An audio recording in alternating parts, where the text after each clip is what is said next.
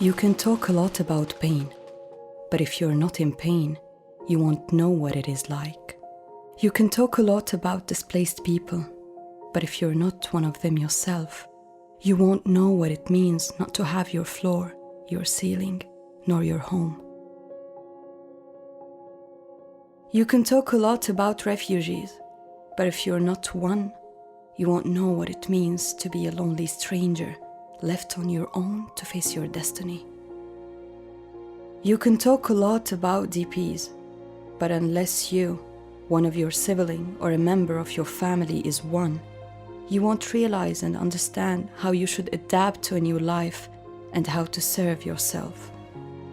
You can talk a lot about sick people, but unless you're sick and in need for someone to treat you, and unless you experience sickness and pain, you won't appreciate how important it is to find someone to help you. You can talk a lot about a child who has lost his parents, siblings, or a body organ. But if you don't have a child who has experienced this, you won't realize how much pain and anxiety this child and his or her family are going through. You can say a lot about the hungry, the naked and the cold, but if you're not one of them, you won't be able to feel the suffering which such people sustain. You can say a lot about many people who experience various situations of anxiety, fear, shock, stigma, frustration and despair. But unless you are one of these, you cannot imagine how such people live their daily lives and how much they wish if someone would come and help them overcome their sadness and pain. You can recount, he can elaborate, and we can narrate.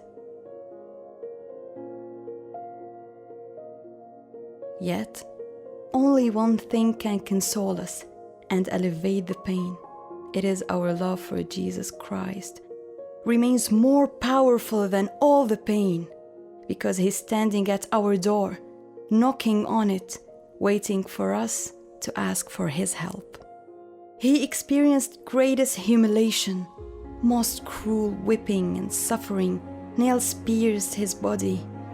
But he endured all that in silence, because his aim was the salvation of all of us.